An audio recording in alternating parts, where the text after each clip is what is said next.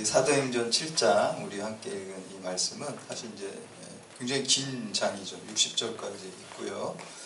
스데반의 어떤 설교와 또 순교에 대한 그 내용이 나오고 있습니다. 그래서 이제 스데반이 사내들인 공회 앞에 이렇게 붙잡혀서 서서 거기서 이제 또 설교하는 그 모습인데요. 이게 이제 유언적 설교가 된 거죠. 사실 이제 사내들의 공회라는 건 예수님을 십자가에 못 박도록 이렇게 이끌고 간 공회잖아요. 그러니까 여기서 대답 한번 잘못하면 예수님처럼 십자가에 죽을 수도 있는 거죠. 근데 이제 여기에서 스데반은 조금 더 굴하지 않고 담대하게 복음을 오히려 증거하는 기회로 삼았어요.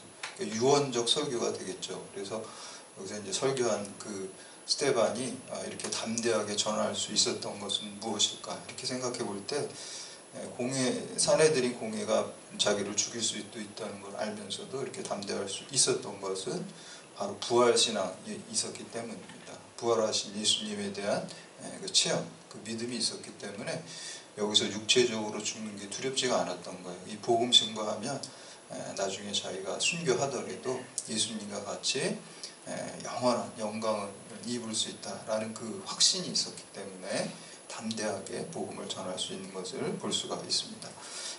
스데반은 이 성령과 지혜가 이제 충만했다라고 이렇게 나오고 있는데요. 그래서 이제 복음을 전할 때 이 듣는 사람들이 관심이 뭔지 그 접촉점이 굉장히 중요합니다. 접촉점. 그러니까 공통 관심으로 이렇게 얘기를 시작해야지 사람들이 듣잖아요. 아무 관심도 없는데 그냥 무조건 그냥 복음을 막 전하면 사실 믿지 않는 사람들은 관심이 없어요. 그래서 잘 안 듣습니다. 그래서 이 지혜와 성령이 충만하니까 관심 있는 거를 딱 붙잡아서 거기서부터 얘기를 시작하는 거예요. 그게 누군가요? 아브라함입니다. 아브라함 얘기를 하면서 이 이스라엘 백성들은 듣는 거예요. 왜 그럴까요? 믿음의 조상이잖아요. 자기네 그렇게 자랑스러워하는 선민의 시작이 아브라함부터잖아요. 우리가 이제 창세기 보면은 1장에서 11장까지가 원역사라 그래요. 그래서 거기 이제 뭐 천지 창조라든지 또 홍수 심판이라든지 원죄 사건이라든지 바벨탑 사건 이렇게 크게 4가지 사건이 나오는데 그 중에 이제 중요한 두 인물이 이제 아담이죠. 최초의 그 인간의 최초의 선조가 된 아담이 있고 또 이제 두 번째 시조가 된 게 이제 노아잖아요. 그리고 그게 이제 전체 전 인류에 해당되는 역사, 원역사라고 그러고 12장 1절부터 아브라함 얘기가 나와요. 거기서부터는 이스라엘의 역사, 그리고 믿음의 사람들의 역사, 선민의 역사. 오늘날 우리들에게도 우리가 뭐 혈통적으로 아브라함의 후손은 아니죠. 유대인이 아니잖아요. 그럼에도 불구하고 아브라함을 믿음의 조상으로 여기는 것은 영적인 새 이스라엘 백성이기 때문이에요. 그래서 믿음의 조상으로 우리가 아브라함을 믿고 또 이렇게 고백하는 거죠. 근데 이스라엘 사람들에게 이제 아브라함 얘기를 딱 하니까 듣는 거예요. 그래서 이제 이걸 통해서 우리가 이제 믿지 않는 사람들 전도하고 할 때도 이 사람들의 관심사가 무엇인지 그 관심사를 접촉점으로 해서 이렇게 풀어가는 게 굉장히 좋은 전도 방법이다라는 것을 볼 수가 있어요. 특별히 이제 이 스데반이 순교당하는 이 마지막 설교 얼마나 중요한 얘기를 하겠어요. 이제 다 빼고 부연적인 거 다 빼고 별로 중요하지 않는 거 다 빼고 가장 중요한 설교를 마지막으로 유언적으로 합니다. 그때 이제 아브라함이 오고 오는 모든 믿음의 사람들에게 믿음의 모델이 되는 기독교 신앙의 모델이 되는 아브라함에 대한 설교를 하고 있습니다. 그래서 오늘 이 스데반의 이 설교를 통해서 아브라함의 믿음, 우리의 믿음이 될 수 있도록 새롭게 결단하는 시간 되시기를 주님의 이름으로 축복합니다. 네. 첫 번째 아브라함의 믿음은 순종하는 믿음입니다. 하나님 말씀에 순종하는 게 제일 중요해요. 우리가 믿음으로 구원받는다라고 해가지고 순종을 은근히 잘 안 하는 경우가 있어요. 뭐 믿음으로 구원받는 거지, 은혜로 구원받는 거지. 그거 맞는 말이에요. 믿음으로 구원받고 은혜로 구원받는 거. 우리가 뭐 행위로 구원받을 수는 없어요. 그렇지만 행위가 중요합니다. 순종이 중요합니다. 우리가 구약의 율법적으로 그렇게 하는 게 아니라 복음으로 은혜로 믿음으로 구원받았지만 그 믿음이 정말 참된 믿음인지 보여줄 수 있는 게 순종이고 믿음이에요. 그렇죠? 그래서 순종이 중요합니다. 성화라 그러잖아요. 우리가 믿음으로 구원받는 걸 칭의라 그러고 우리 칭의에서 머무르면 안 돼요. 신앙이 초급 단계잖아요. 칭의는 중국 고국으로 나가야 되죠. 그게 이제 순종하는 믿음. 그래서 우리가 믿음으로 구원받지만 또 이러한 행함으로 또 순종으로 축복받고 또 쓰임받게 될 줄로 믿습니다. 아멘. 아브라함은 이 순종하는 믿음의 사람이에요. 그래서 하나님께서도 우리가 제사보다 순종이 낫다 그렇잖아요. 순종할 때 하나님의 구원의 역사가 이루어지고 순종할 때 우리가 축복받고 또 믿음의 열매들이 맺히게 될 줄로 믿습니다. 아멘. 그래서 우리 2절에서 4절까지 말씀 함께 봉독합니다. 2절에서 4절 시작.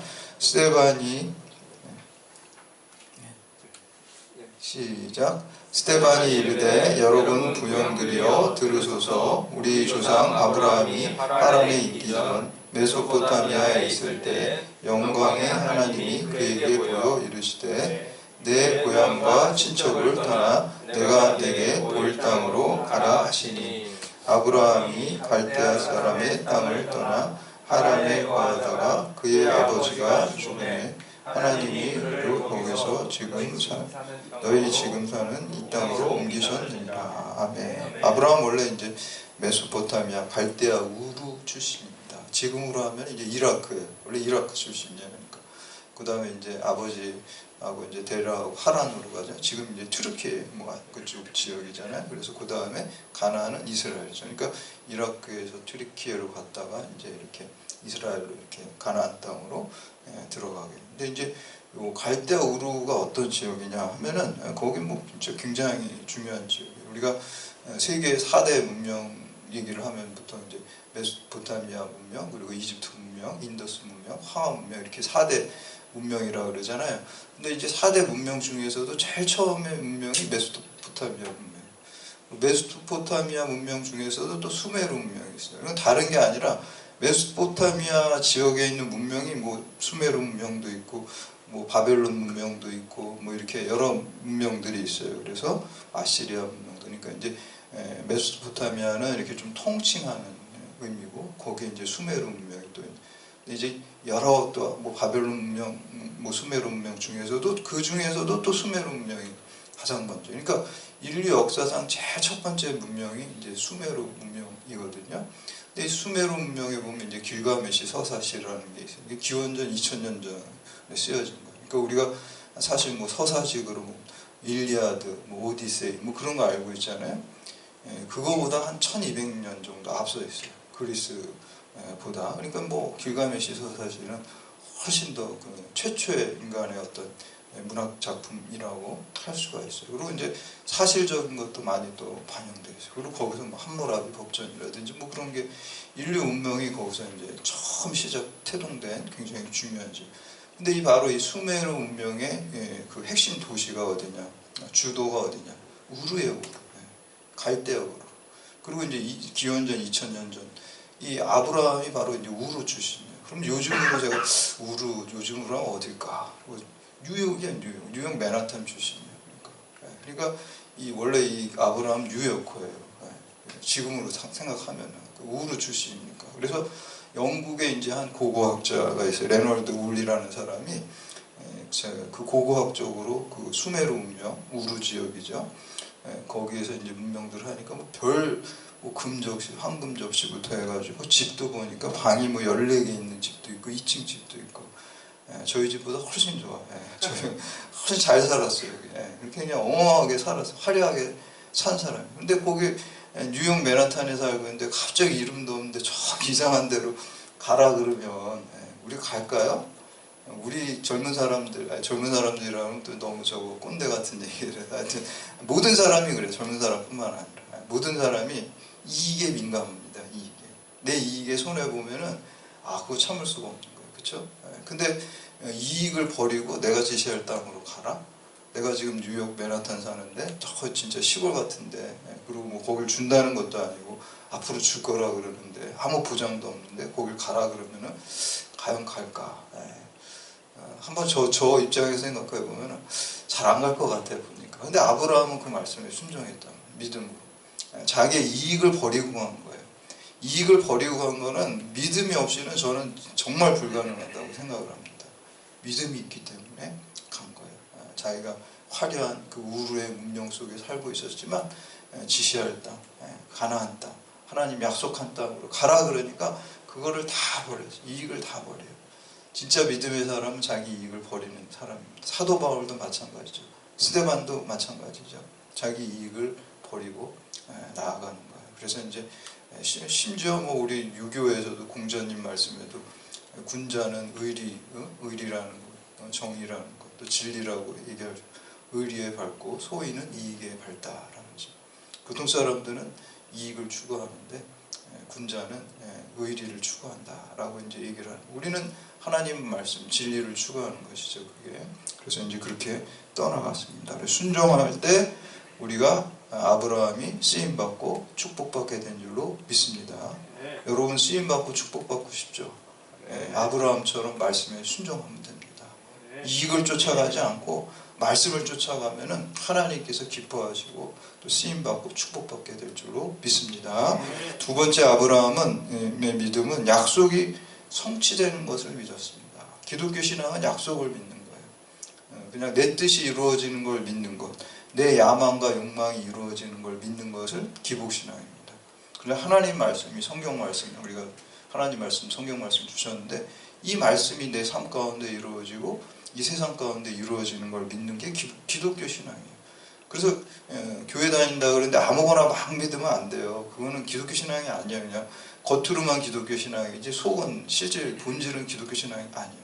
교회 다니지만 그냥 내 야망이 이루어지고 내 욕망이 이루어지고 그거는 기독교 신앙 없어도 다 하는 거예요. 그거는 안 가르쳐줘도 다 해요. 그렇죠? 그거는 자연발 죄악된 자연인이 다 하는 거예요. 다 내 이기적인 욕망과 이익을 채우려고 하는 거는 가르쳐줄 필요가 없어요. 설교할 필요가 없어요. 그건 다 하는 거니까 우리 인간이 어떤 죄악된 본성이 다 추구하기 때문에 그게 이루어지기를 기도하고 바라고 그렇게 교회 열심히 다니는 거는 교회는 다니지만 기복신앙이에요. 그러나 기독교 신앙은 뭘까요? 그런 욕망과 야망이 있음에도 불구하고 자연인의 모습이 아니라 신앙인의 모습으로 하나님 말씀이 내 삶 가운데 이 세상 가운데 이루어지는 걸 믿는 게 기독교 신앙입니다. 그래서 하나님의 말씀이 뭐예요? 다른 말로 약속이에요. 약속. 구약 신약, 옛날 약속, 신약은 새로운 약속.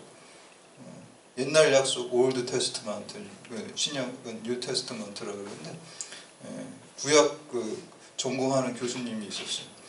그 구약 교수님한테 뭐 옛날 약속 이렇게 하니까 되게 기분 나빠하더라고요. 올드 맞잖아요. 영어로 하면 올드 옛날 건데 그렇게 하면 싫어하더라고요. 그러니까 목사님 첫 번째 약속이라고 얘기해 주세요 그러더라고요. 첫 번째 약속이면 더 좋잖아요. 두 번째 약속보다.